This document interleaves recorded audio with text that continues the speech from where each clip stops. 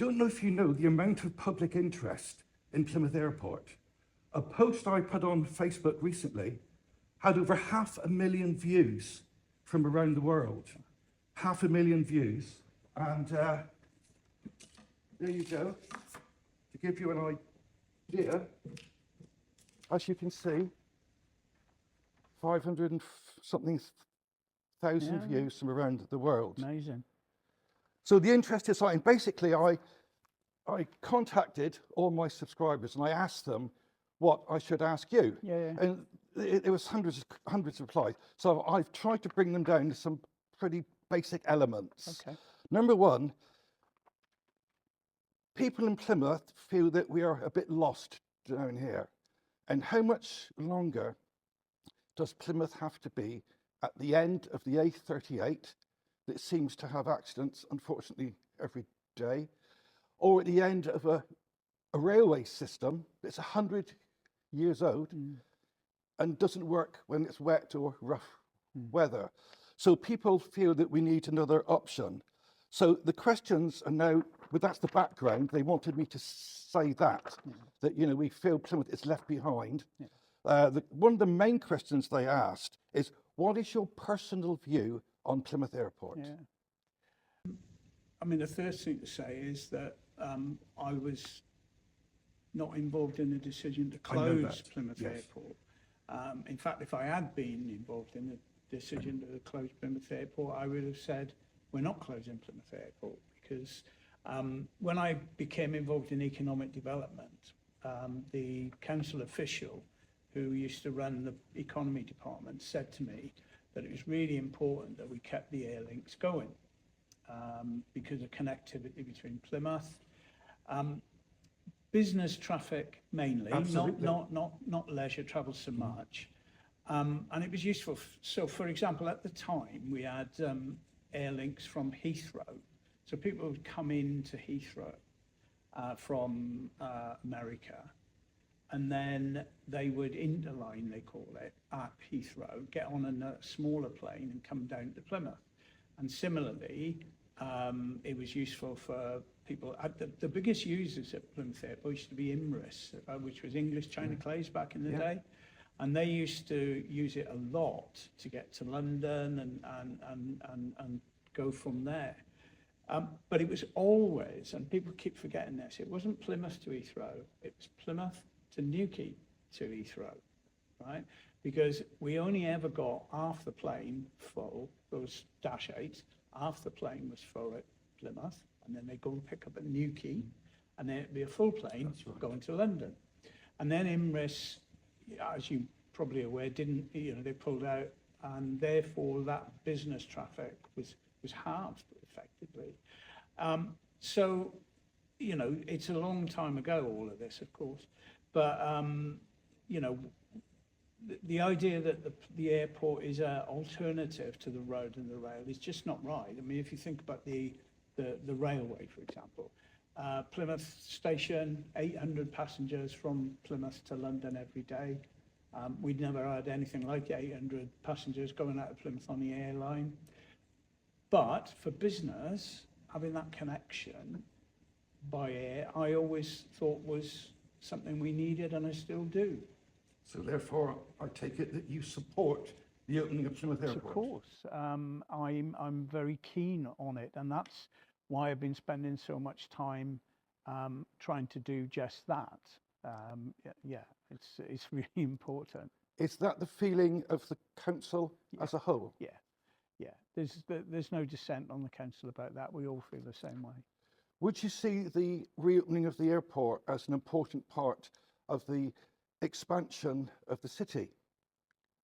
Well, I think we're doing industry-wise. We're doing quite well without it, if I could say. All right.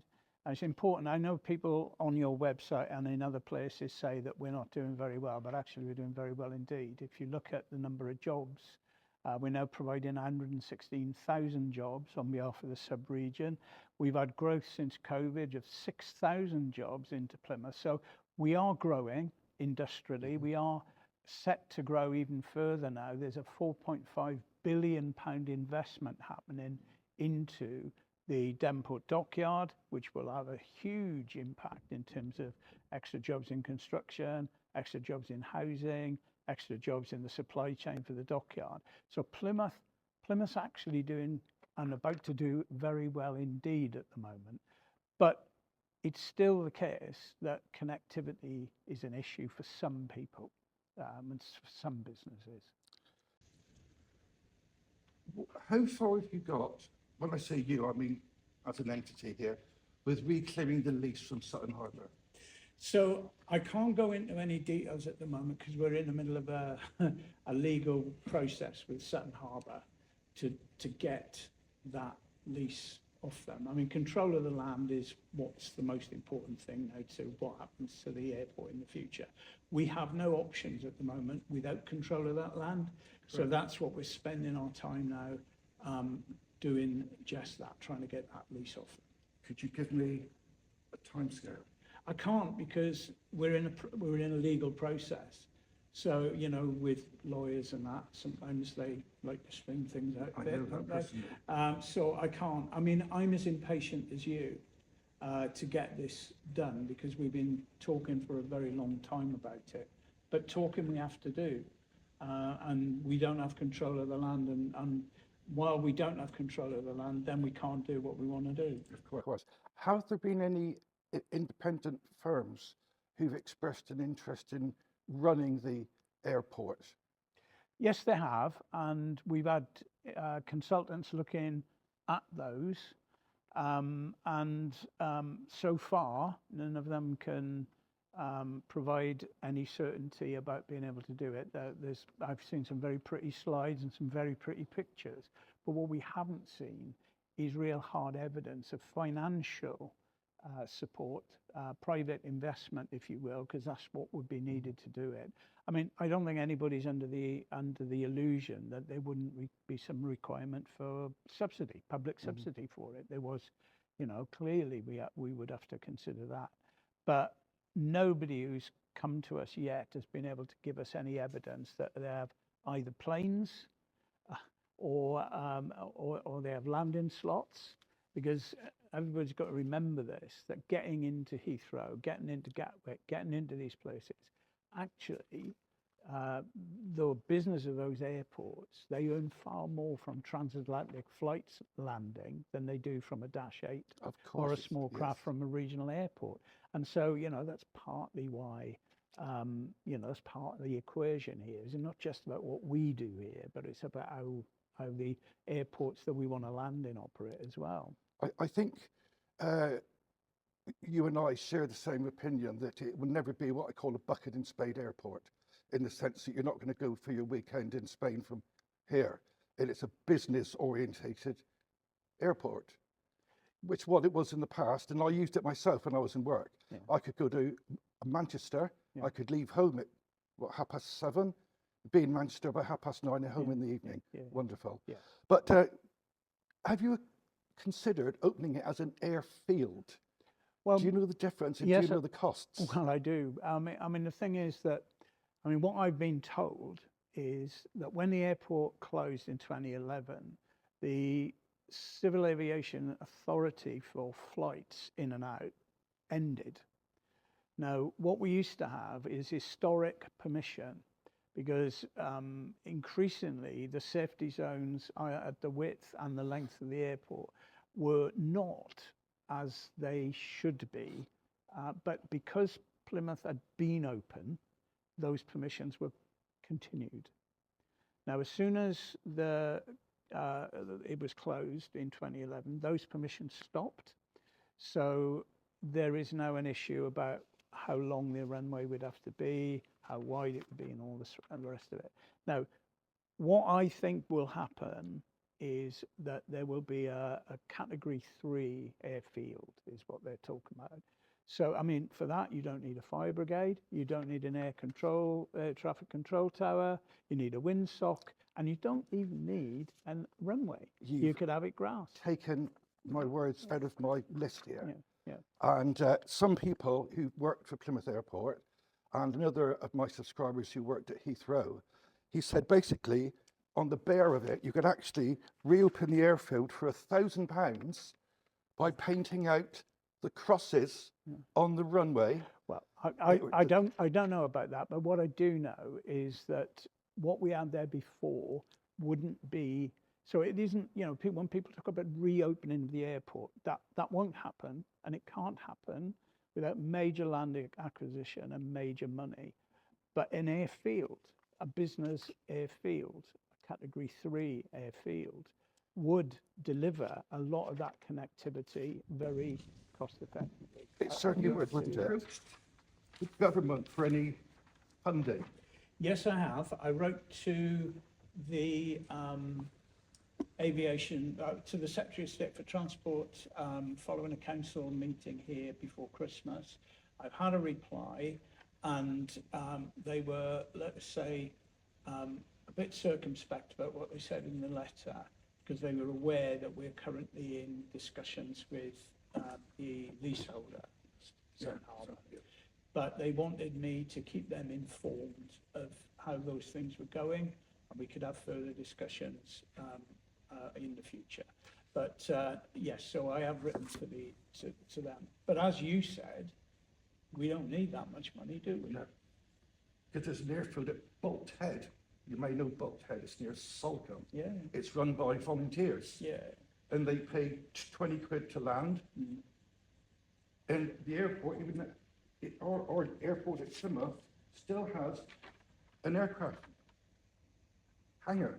Yeah. So it's all there for an unlicensed airfield. Yeah, no, absolutely. I mean, whether the city council would want to make it a voluntary thing, or whether, you know, they would want some staff in there and some welcome stuff, I don't know. But the point is, that you've made the point yourself, that a Category 3 airfield does the connectivity job. It does the job. Air to taxis, and, private aviation, yeah, all these things that we need. Yeah, yeah. But, and you're absolutely right as well to say that, you know, the idea of us rocking up to Rowborough and getting on a plane to Torremolinos, we never did that. No, we never will We do can that. never do that, No. because people wouldn't do that. You can do that from other airports already, and your range of services to those destinations is much greater. But you know, we've seen in Newquay, you know, the massive subsidies that the council has to put into Newquay for its connectivity. You know, it's not a cheap thing at all. And as I say, what we've always asked for is evidence that people who are going to rock up and run services have got that. But you know, will we see the return of scheduled services in Plymouth? Hope so, but who knows? But what we do know is that as a Category 3 airfield, somebody with a private jet, a small private jet, And they can land here. at the Yes, A lot yes, of my yes, subscribers don't understand Yeah, yeah, that yeah. a private jet Yeah. can land at the airport. It doesn't have to be a 747. No, it doesn't. You know, yeah. And a lot of people have also said that, unfortunately, the order of the world has now changed recently with all the trouble with Russia and Ukraine, all these awful things happening in the world. They've said basically, surely a city with such a large footprint in the defence industry, Babcock, as the example, really needs to be plugged in to the aviation world. What are your feelings on that? Well, I mean, ultimately, that's a matter for Babcock, of course. I mean, they're a major company, an international company, and they're still here. And they get their chief executive down now and again for meetings. And of course, they've got ways and means to come. Some of them go to Exeter and car it down, various things like that. So people who need connectivity can get it. So we're not at any threat. I mean, as I say, the extent to which people are saying that we've cut ourselves off at the knees, it's not true. We've got huge international companies here. You know, M-Subs, they make submarines for the Royal Navy here in Plymouth, right? For the American Navy here in Plymouth. We have Thales here, major international manufacturers in the marine sector, Princess Yachts, Babcock itself, huge companies here, exporting all over the world from Plymouth. So please don't let the doom merchants say that we're at the end of the line here. Actually, Plymouth's future is incredibly rosy, and we'll continue to make Plymouth out to be an attractive place to invest, which it is. And we've got people coming into the city to invest all the time. So it would seem, though, that we are on the same place, thinking of an airfield, an unlicensed category 3 type airfield is what you could envisage happening here. Well, like I say, I think, you know, once we've got control of the land, then Of course, yeah, you've we've got to get we've got options. control of the land, yes, But yes. you know, I mean, like I said, I've been arguing this for a long time, that, and explaining to people for a very long time that Category 3 airfield is the way, you know, where Plymouth would go if we had a resumption of air services in the city. And you know, I'll make that clear again. That's as much as we could expect, but that would be adequate for most business purposes. It would indeed. So is there a way that you can actually make Sutton Harbour surrender the lease, or it's got to be, No. there's no legal have to do it. It's got to be done a different way. We have, as I say, it's a legal process now, so you know we can't comment, and I can't comment on what's happening at the moment with Sutton Harbour. But I can definitely say that you're actively on the task. Oh yeah, definitely on it. In fact, I had a phone call this morning with one of my council officers this morning about this very subject. So yeah, we're constantly thinking about it. More importantly, we're trying to do something about it. Thank you for your time.